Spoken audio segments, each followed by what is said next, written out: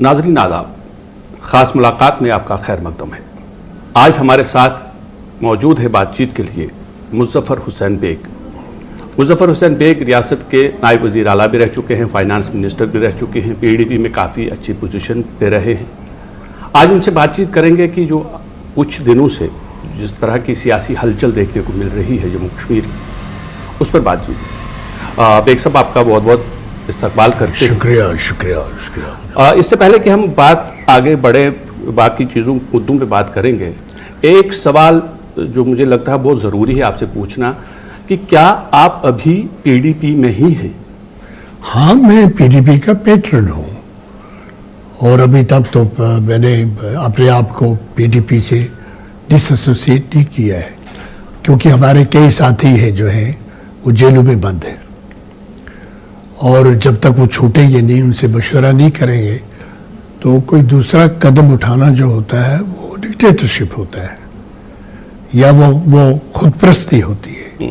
چاہے national conference کے leader ہوں، پی ڈی پی کے لیڈر ہوں، سابقہ چیف منسٹر ہیں، ایم ایل اے ہیں، ایم ایل سی ہیں، کیبنٹ منسٹرز ہیں، تو میں نے شروع سے ہی کوئی 3 مہینے سے یہ کہتا آیا ہوں، پرنٹ میڈیا میں بھی آیا اور الیکٹرانک میڈیا پہ بھی، کہ ان لوگوں نے کیا کہ انہوں نے تو اپنے دیش کے آئین پہ حلف اٹھایا، الیکشن لڑا، حریت کا مقابلہ کیا، ایک طرح سے سوشل بائیکاٹ کا مقابلہ کیا، اور کئی لوگوں کے رشتہ دار بھی مارے گئے، وہ ڈٹے رہے ہندوستان کے ساتھ۔ تو اب 107 دفعہ 107 میں وہ تو نائب تحصیلدار بھی چھوڑ سکتا ہے کسی آدمی کو پکڑ کے، تو 6 مہینے سے 5 مہینے سے بندھے، انہیں چھوڑیں، ہم آپس میں کوئی بات چیت کر کے راستہ نکالیں، اور بڑی تہذیب کے ساتھ، نرمی کے ساتھ ہم مرکزی سرکار سے کچھ بات چیت کریں، اور جموں کشمیر میں جو کچھ کھو چکا ہے وہ تو اب سپریم کورٹ فیصلہ کرے گی، جو کرے گی وہی کرے گی، انہی کا فیصلہ ہوگا، لیکن زمین کے بارے میں، جائیداد کے، اس جابز کے بارے میں گنجائش ہے کہ دوبارہ یہ ہمیں 35A جو انہوں نے ہٹایا ہے، اس پہ ہمیں زمین کے حقوق اور جابز کے، روزگار کے حقوق تھے، وہ دفعہ 371 کے تحت ہمیں مل سکتا ہے، جیسے نارتھ ایسٹ اسٹیٹس میں ہوا۔ اور جہاں تک اسٹیٹ ہوڈ کا تعلق ہے، وہ تو ہوم منسٹر صاحب بھی 2 بار کہہ چکے ہیں، پرائم منسٹر صاحب بھی کہہ چکے ہیں کہ اس کو بھی ہم اسٹیٹ کو بھی ریسٹور کریں گے۔ آپ کہتے ہیں کہ آپ پیٹرن ہیں پی ڈی پی کے، لیکن آپ نے پارٹی کی پریزیڈنٹ محبوبہ مفتی پر یہ الزام لگایا تھا، ایک بیان آپ نے دیا جس میں آپ نے یہ کہا کہ اگر محبوبہ مفتی نے تیز بیانات نہیں دیے ہوتے تو جو ریاست جموں کشمیر تھی اس کو یو ٹی میں تبدیل نہیں کیا جا سکتا تھا۔ دیکھیے، یہ جس وقت محبوبہ جی نے بیان دیا تھا، مجھے کنسلٹ نہیں کیا گیا تھا، میں نے بے شک یہ کہا ہے کہ الزام نہیں ہے، یہ میرا خدشہ تھا، یہ میرا اندازہ ہے، خدشہ ہے، الزام نہیں ہے جو میں نے ان پہ لگایا۔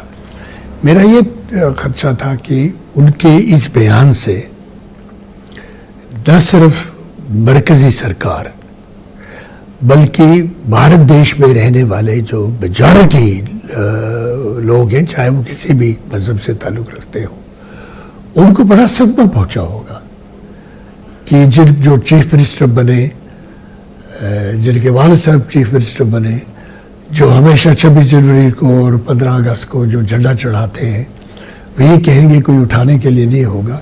پھر میں نے سوچا کہ ایک سابقہ چیف منسٹر ایسا بیان نہیں دے سکتی جب تک کسی نے اس کو انفلوئنس نہ کیا ہو، یا گمراہ نہ کیا ہو، یا غلط ایڈوائس نہ دی ہو۔ تو یہ کوئی 15-20 دن سے میری سوچ میں کچھ تبدیلی آئی ہے کہ اگر ان سے مجھے ملنے کا موقع ملے جب کبھی وہ فری ہوں گی، تو میں ان سے پوچھوں گا کہ یہ بیان دینے کی ضرورت کیا تھی۔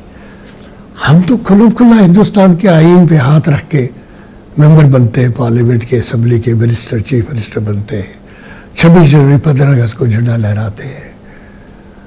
اگر 370 کی بات تھی، 35A کی بات تھی، تو ہم اسے گزارش کر سکتے تھے، ان کے ساتھ بات چیت کر سکتے تھے۔ اس کو پبلک پہ لا کے ایک کنٹروورسی بنا کر سارے دیش میں، آپ نے دیکھا کہ دیش میں اس کا ریئیکشن کیا نکلا، کیجریوال جیسا آدمی اس نے بھی سپورٹ کیا پھر کہ جموں کشمیر کو آپ یونین ٹیریٹری بنا دیں، کیونکہ اس میں سارے ملک کے لوگوں کو کی جو بہت بڑی تعداد، چاہے وہ کانگریس سے تعلق رکھتے ہوں، ریجنل پارٹی سے تعلق رکھتے ہوں، ساؤتھ سے، نارتھ سے، ان سب کو لگا کہ یہ ان کی بے عزتی ہے کہ ان کے جھنڈے کے بارے میں یہ بات کی گئی۔ دفعہ 370 بھی چلا گیا، 35A بھی چلا گیا، آپ کو کیا لگتا ہے اچھا ہوا؟ نہیں، میں کیسے کہہ سکتا ہوں، یہ تو میں نے ہی تو وہ ایک آرگیو کیا تھا کہ سپریم کورٹ میں کہ ایک بار سپریم کورٹ میں کوئی کیس ہو اس پر رائے زنی نہیں کرنی چاہیے، اس کے فیصلے کا انتظار کرنا چاہیے۔ اگر یہ فیصلہ جو ہے یہ ہمارے خلاف ہوتا ہے، پھر ہمیں کوئی اور راستہ ڈھونڈنا چاہیے جس سے اپنے حقوق کو کسی حد تک ان کی بحالی کریں۔ دفعہ 370 کے بارے میں میں نے یہ کہا ہے، اور یہ آن ریکارڈ آپ بھی دیکھ سکتے ہیں، ریسرچ کر سکتے ہیں، مرکزی سرکار کو 96 معاملات میں قانون بنانے کے حقوق تھے۔ 92 معاملات پہلے سے ہی دفعہ 370 میں پچھلی حکومتوں نے مرکزی پارلیمنٹ سرکار کو دے دیے تھے، پریزیڈنٹ کو دے دیے تھے۔ تو یہ 370 جو ہے 1962 پہ پنڈت جواہر لال نہرو نے کہا یہ کھوکھلا ہو گیا، ختم ہو گیا۔ تو 370 جو ہے البتہ لوگوں کی نظر میں 370 جو تھا، لوگوں کے جموں کشمیر کے لوگوں کی نظر میں وہ ان کی شناخت، آئیڈینٹی کے لیے کا ایک سمبل تھا۔ دھرم ہو یا سیاست ہو، وہاں سمبلز کے ساتھ لوگوں کی ایموشنل اٹیچمنٹ ہوتی ہے۔ تو 370 کے ساتھ ایموشنل اٹیچمنٹ تھی، لیکن فائدے کی اٹیچمنٹ جو ہے، لین دین کی فائدے کی اٹیچمنٹ 35A کے ساتھ تھی لوگوں کو، کیونکہ اسی میں زمین کے حقوق اور روزگار کے حقوق جو ہے وہ وابستہ ہے۔ اب جبکہ یہ چلے گئے، دفعہ 370 بھی نہیں ہے، سرکار نے فیصلہ لیا، اور 35A کے بارے میں بھی سرکار کا فیصلہ آیا، اگست میں اعلان بھی ہو گیا، اس کے بعد اب UT بن گیا اور اس کا امپلیمنٹیشن بھی ہوا ہے۔ آپ کو لگتا ہے کہ یہ دونوں چیزیں جانے سے اور UT میں تبدیل ہونے سے جو پولیٹیکل نیریٹو تھا جموں کشمیر کے اندر، کوئی اٹانومی کی بات کرتا تھا، کوئی سیلف رول کی بات کرتا تھا، اب کیا نیریٹو ہو سکتا ہے؟ نیریٹو یہ جو میں نے آپ کا کہہ رہا ہوں، میں نے شروع کیا ہے، مجھے معلوم نہیں دوسری سیاسی پارٹیاں اسے قبول کریں گی کہ یا نہیں کریں گی۔ میں نے جموں کے ڈوگرا، گجر، کشمیر، پہاڑی اور کشمیر کے رہنے والے چند پنڈت جو ہیں باقی بدقسمتی سے ان کو نکلنا پڑا، کوئی خوشی سے نہیں نکلے، ان کو تو مجبوری میں نکلنا پڑا۔ کشمیری مسلمان، صوفیزم کے رکھنے والے، یہ لوگ جو ہے اگر اس کو اس نیریٹیو کو سمجھتے ہیں کہ یہ ٹھیک ہے، اور ہمارے پاس اپنے ایک ہی چانس ہے کہ دوبارہ ہم 35A کو دوسری فارم میں حاصل کر لیں 371 کی، تو یہ نیریٹو تو شروع ہو چکا ہے۔ جو لوگ پڑھے لکھے ہیں یا جو ٹیلی ویژن دیکھتے ہیں، اخبار پڑھتے ہیں، ان تک یہ بات پہنچ چکی ہے کہ سپریم کورٹ کے فیصلے کے بعد اگر وہ خلاف ہوا ریاست جموں کشمیر کے، تو اس کے سوا اور کوئی راستہ نظر نہیں آتا۔ 371 آرٹیکل کے تھا اور اسٹیٹ ہوڈ کے بغیر کوئی اور نیریٹو نظر نہیں آتا جو پریکٹیکیبل ہو۔ تو وہ جو آٹونومی کی باتیں اور پلیبسسٹ کی باتیں اور وہ جو باتیں تھیں، وہ تو اب ہسٹری کا ایک حصہ بن چکی ہیں، وہ ایک ہسٹری کا حصہ ہے۔ البتہ ایک ہی چیز ہے جو ابھی زندہ، پلیبسسٹ جو ہے وہ کوئی مینڈیٹری نہیں تھا، وہ ایک سفارشی تھا، چیپٹر 6 میں تھا۔ وہ چیپٹر یونائٹڈ نیشنز کے قانون کے کئی چیپٹر ہیں۔ چیپٹر 6 میں ہے کہ اگر کوئی ریزولوشن پاس کرتے ہیں، وہ ملکوں کی مرضی ہے اس کو مانے یا نہ مانے، وہ سفارش کے طور پہ ہوتا ہے۔ چیپٹر 7 میں وہ ریزولوشن ہوتا ہے جو بائنڈنگ ہوتا ہے، جو پھر ملک فوج تیار کر کے، جس طرح عراق میں انہوں نے کیا، ایکشن کیا یونائٹڈ نیشنز نے، سیکورٹی کونسل نے، وہ ہوتا ہے۔ تو ہمارا جو ریزولوشن تھا وہ ایک ریکمنڈیٹری ریزولوشن تھا۔ جب شملہ ایگریمنٹ ہوا تو وہ ریزولوشن جو ہے وہ انہوں نے ایک طرح سے صندوق میں بند کر دیا، اور شملہ ایگریمنٹ میں تب ہی تو 70-71 ہزار پاکستان کے فوجیوں کو مشرقی پاکستان جو اب بنگلہ دیش سے چھوڑا گیا، کیونکہ ذوالفقار علی بھٹو نے دستخط کر کے دیا کہ ہم کشمیر کے مسئلے پہ صرف بات چیت کریں گے، اب رائے شماری کی بات نہیں ہوگی۔ تو نیریٹو تو بدلتے رہے، 5 अगस्त के बाद जो हालात बने यूटी के अंदर, जो सियासी सरगर्मियाँ था वो बहुत कम थी, लेकिन पिछले कुछ दिनों से अब सरगर्मियाँ और देखने को मिली हैं। ख़ास तौर पे एक बड़ी बात जो देखने को आई कि पीडीपी से कई लोग निकल गए, जो साबिक एमएलए भी हैं, कुछ उनमें वजीर भी रहे हैं, वो पीडीपी छोड़कर चले गए हैं। और एक ये कहा जाता है कि नया ग्रुप बनने वाला है या एक नई पार्टी बनने वाली है, आप उसको कैसे? मैं वसूख के साथ नहीं कह सकता, क्योंकि कल ही उड़ान में जो जिसे आप नया ग्रुप कहते हैं, उसके लीडर के तर्जुमान ने बयान दिया कि हम कोई नया फ्रंट या कोई नई ऑर्गेनाइजेशन नहीं बना रहे हैं। मुझे इनसाइड स्टोरी का पता नहीं है कि वो खाने पीने पे तो लोग मिलते हैं, लगातार मिल रहे हैं, खाने पीने की बात करते हैं, लेकिन मिलते वहाँ क्या बात होती है क्या नहीं होती है मुझे मालूम नहीं है। लेकिन मैं टुकड़े टुकड़े करने में यकीन नहीं रखता। मैं तो कहता हूँ कि एथनिक कम्युनिटी जो है, कश्मीर की पंडित एथनिक कम्युनिटी है, बहुत कम लोग हैं, लेकिन हो सकता है एक ऐसा भी वक्त आए कि कुछ लोग वापस आ सकें।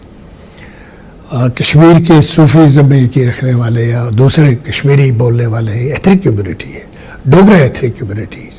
मैं ये कहता हूँ कि गुज्जर है या पहाड़ी है, मैं तो ये कह रहा हूँ कि इनके जायज़ जो इनके एक खौफ है जो इनके दिल में कि ऐसा ना हो ये लगार हो जाए, इतने लोग आ जाए, नॉन स्टेट सब्जेक्ट जिन्हें हम कहते थे, इतने लोग आ जाएं कि हमारे बच्चों को रोज़गार भी ना मिले, हमारी ज़मीनें भी चली जाएं और हमें सिर्फ मजदूरी और खाक रब्बी का काम करना पड़े।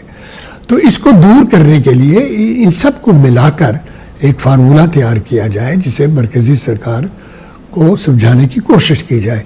तब जब कंसेंसस होगा तब इस बात का वज़न होगा। अगर हम 1.5 ईंट की मुहावरा मस्जिद बनाएंगे तो हमारी बात का कोई वज़न नहीं होगा। तो आप फिर उनके साथ क्यों नहीं मिलते हैं या वो आपके पास क्यों नहीं आते? ये जो ग्रुप अलग है, मेरा एक नैरेटिव है। जिस वक्त उन्होंने उसके बाद गए वो गवर्नर साहब से कुछ मिलने के लिए, उस पर आपने सवाल तो मैंने कहा कि ये तो पार्लियामेंट का फैसला है, यूनियन टेरिटरी पार्लियामेंट का फैसला है, और 370 तो गवर्नमेंट ऑफ इंडिया का फैसला है, वो तो सरकार ने खुद फैसला लिया। जब अप्रोच करना होगा तो हम लोगों को एक वाजिब तरीके से उनको अप्रोच करके उनके सामने अपनी गुजारिशात पेश करनी होगी। ये तो फोटो अपॉर्चुनिटी के लिए या पब्लिसिटी के लिए बात करना एक माने रखता है, लेकिन भारत देश में जो हुकूमत है, जो पार्लियामेंट है, जो पॉलिटिशियंस हैं, जो इस्टेब्लिशमेंट है, उसके कॉन्फिडेंस को जो जीत रहा है, उसके लिए आपको तहजीब और हिकमत अमली की ज़रूरत है। यानी आप ये कहते हैं, जो दूसरे अल्फाज में यूँ कहा जाए कि जिस तरह वो अभी कवायद कर रहे हैं आप उससे मुत्तफिक नहीं हैं? मैं समझता हूँ कि उनको इंतज़ार करना चाहिए। पहले जेल में जो लोग बंद हैं, जिन लोगों के खिलाफ रुश्वत का कोई इल्ज़ाम हो या देशद्रोही होने का इल्ज़ाम हो, जिनके खिलाफ ये इल्ज़ाम हो कि वो किस ISIS से चोरी से मिलते थे या मिलिटेंट्स के साथ उनके कुछ ताल्लुकात थे, अगर ऐसे कुछ लोग हैं तो उन्हें 107 में बंद करने के बजाय उनके खिलाफ बाकायदा मुकदमा चलाओ। लेकिन जिन लोगों ने आइन को सीने से लगा के झंडा उठा के हुकूमत में रहे, MLA बने, चीफ मिनिस्टर बने, मिनिस्टर बने, उन लोगों को किस चीज़ की सज़ा है कि आपने बंद रखा है? तो मेरी पहली प्रायोरिटी तो ये है कि वो लोग छूटे। फिर ये जो लोग इस वक्त एक दूसरे से मिल रहे हैं, ये भी बाज़ाब्ता एक दूसरे से बात करें और एक मुश्तरका लाया अमल लेकर जाएं। फिर इलेक्शन के वक्त देखा जाएगा कौन किसके साथ जुड़ेगा, कौन नई पार्टी होगी, कौन पुरानी पार्टी होगी, कौन हिस्सा लेगा, कौन नहीं लेगा। लेकिन पहले तो हमें रास्ता हमवार करना है। रास्ते पर दौड़ने से रास्ता हमवार कौन करेगा? आप पहल क्यों नहीं करते रास्ता हमवार? मैंने तो पहल की है नैरेटिव करके। अब गवर्नमेंट ऑफ इंडिया छोड़ भी रही है कुछ लोगों को, जिनको छोड़ रही है, कुछ लोगों के साथ में इन टच हो जो मुझे टेलीफोन पे बात करते हैं, और वो कहते हैं, कुछ लोग खुल के कहते हैं कि तो दफ़ा 371 में अगर हमारे हुकूक हमें مرکزی سرکار یا پارلیمنٹ دوبارہ عطا فرما دے اور 35A میں جو جاب وغیرہ کی جو گارنٹیز تھی یہاں کے جموں کشمیر لداخ کے لوگوں کو وہ مل جائے تو یہی ایک راستہ ہے. کچھ سب لوگوں سے تو ابھی کانٹیکٹ میرا نہیں ہوا ہے کیونکہ میں محبوبہ جی سے بات نہیں کر سکتا, ڈاکٹر فاروق عبداللہ سے بات نہیں کر سکتا, عمر عبداللہ وہ تو تینوں تو چیف منسٹر رہے ہیں پچھلے. ہاں جن لوگوں کے بارے میں جو بند ہے یا بند نہیں ہے کھلے, جن لوگوں کے بارے میں یہ ہے کہ انہوں نے رشوت کی ہے یا دیش دروہی رہے ہیں ان پہ مقدمہ چلا گیا.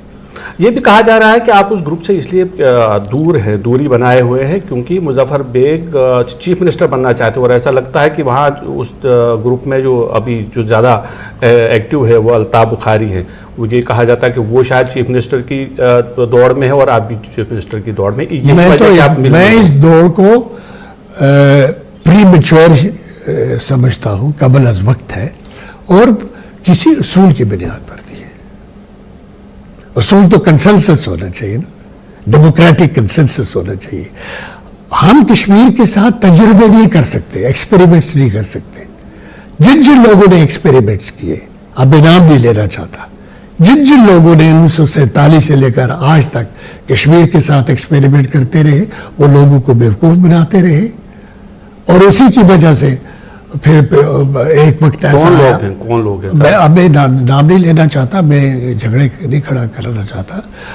سیاستدان کشمیر کی, اس کے سوا کچھ نہیں کہوں گا کہ کشمیر کے سیاستدانوں کی بولی بدلتی رہی.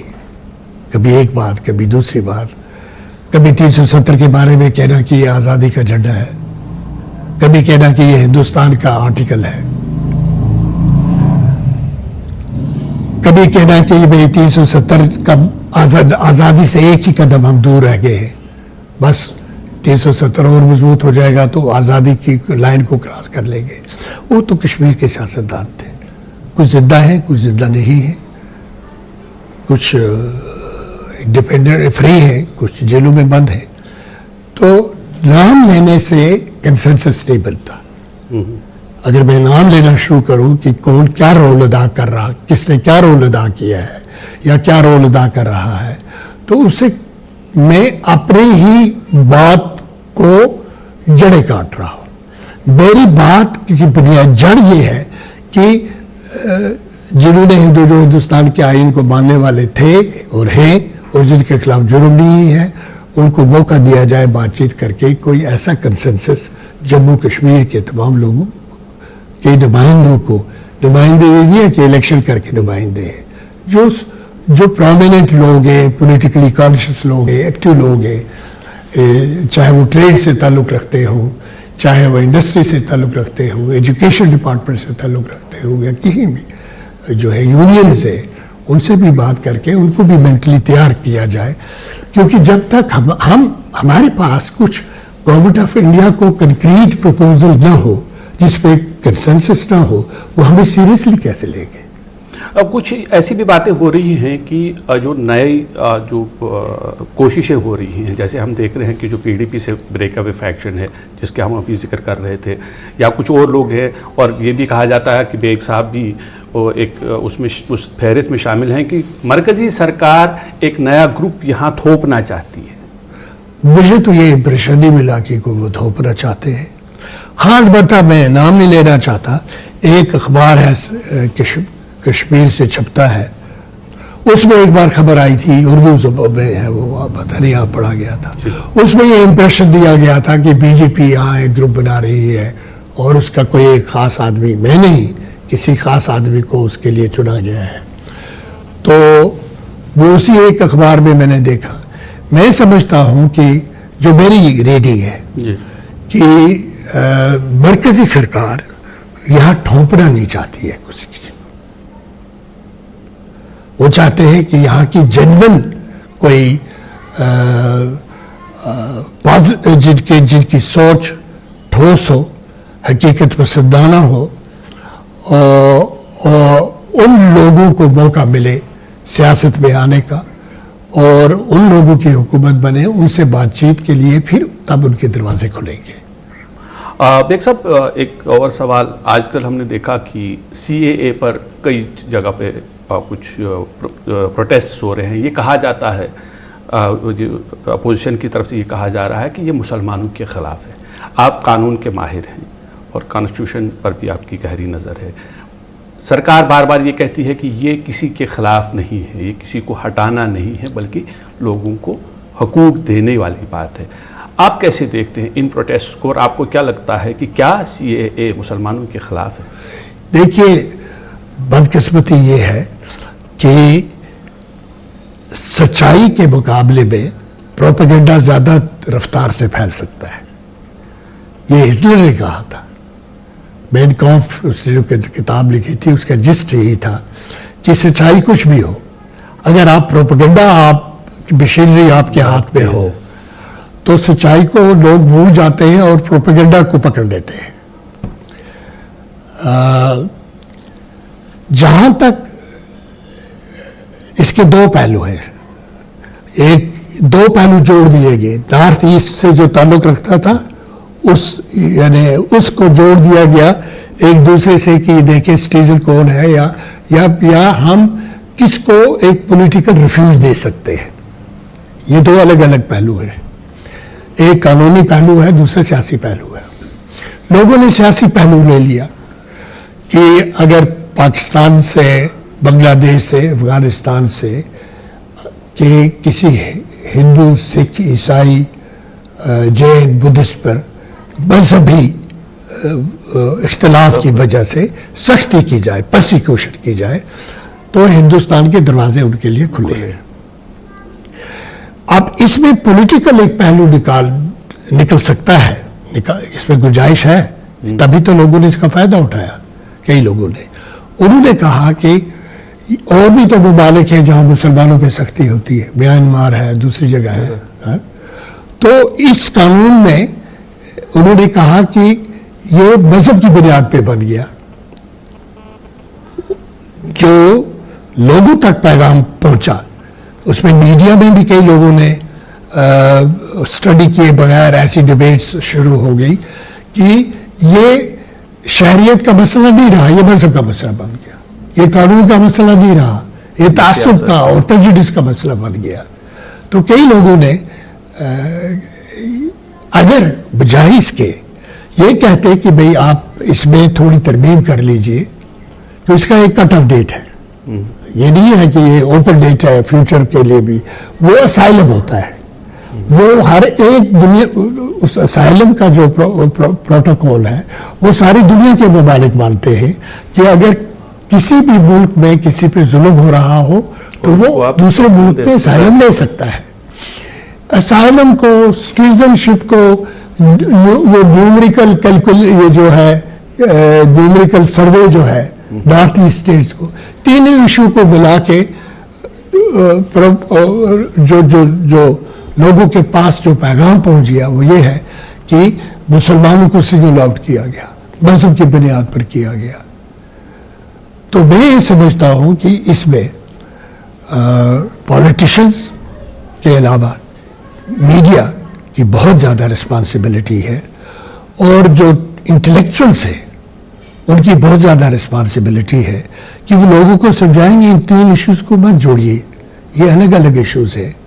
اور ابھی تک رولز بھی نہیں بنے ہیں، نوٹیفیکیشن ایشو نہیں ہوئی ہے. ہوم منسٹر نے کہا ہے ہم اس کے بعد رولز بنائیں گے. ہو سکتا ہے ان رولز میں جو خدشات ہیں لوگوں کے وہ دور ہو جائیں، لیکن ایک حقیقت ہے کہ جو اصلی ایشوز ہیں ہمارے دیش کے اس وقت، جو اکانومی کے ہیں یا امپلائمنٹ کے ہیں، جس پر ہمارا فوکس ہونا چاہیے تھا. اکانومی کے لحاظ سے ہم بہت ترقی کر رہے تھے اور اچانک زبردست ڈاؤن فال ہو رہا ہے. تو ریئل ایشوز پر اب توجہ نہ حکومت کی نہ بیوروکریسی کی اس طرح سے ہو سکتی ہے جس طرح ہونی چاہیے، اور ہم ایک دوسرے مسئلوں میں پھنس گئے ہیں. یہ ہماری بدقسمتی ہے. آپ نے میرے سوال کا ڈائریکٹ جواب نہیں دیا. کیا CAA مسلمانوں کے خلاف ہے یا نہیں؟ لوگوں میں تو یہ بات پھیل گئی ہے. میں نے آپ کو بتا دیا کہ اس کے 3 حصے ہیں، اور اس کو ایک چیز کی کمی ہے ایک چیز کی کمی ہے کہ میانمار یا دوسری کئی جگہ ہیں جہاں مسلمانوں میں پرسیکیوشن ہے، ان کو بھی اس میں داخل کیا جائے تو میں سمجھوں گا کہ وہ جو مسلمانوں کے خدشات ہیں وہ دور ہو جائیں گے۔ بیگ صاحب ایک آخری سوال، ابھی ریسنٹلی 26 جنوری کے موقع پر آپ کو پدم بھوشن ایوارڈ سے نوازا گیا، اعلان کیا گیا کہ بیگ صاحب کو یہ ایوارڈ دیا جائے گا، اس ایوارڈ کو آپ کیسے دیکھتے ہیں اور کتنی بڑی کامیابی ہے آپ کے لیے؟ دیکھیے، میں نے اسی دن میڈیا کو کہا کہ آپ یقین کریں یا نہ کریں وہ الگ بات ہے، سننے والے یقین کریں یا نہ کریں، میں پری آکیپائیڈ ہوں کہ جموں کشمیر کے میں جو حالات ہیں ان کو کیسے سدھارا جائے۔ میں منٹلی اس چیز کے ساتھ پری آکیپائیڈ ہوں۔ میری بیوی کو ٹی وی والوں نے ٹیلی فون کر کے انفارم کیا اور اس نے مجھے انفارم کیا اور میرے چہرے پہ کوئی فرق نہیں آیا۔ یہ ہے ایک پہلو، کیونکہ میں مینٹلی کی اور ہوں، پری آکیپائیڈ ہوں۔ پرسنل ایلیویشن یا ڈی ویلیویشن کے بارے میں میں پریشان نہیں ہوں، اسٹیٹ کی ڈی ویلیویشن کے بارے میں پریشان ہوں۔ دوسری بات جو میں نے 26 جنوری کو کی کہ میں سمجھتا ہوں کہ یہ جو ایوارڈ ہے یہ سمبولک ہے، یہ مظفر بیگ کو ملا لیکن یہ جموں کشمیر کے لوگوں کے لیے ہے۔ بیگ صاحب، نیوز 18 سے بات کرنے کے لیے آپ کا بہت بہت شکریہ۔ Thank you, thank you, thank you.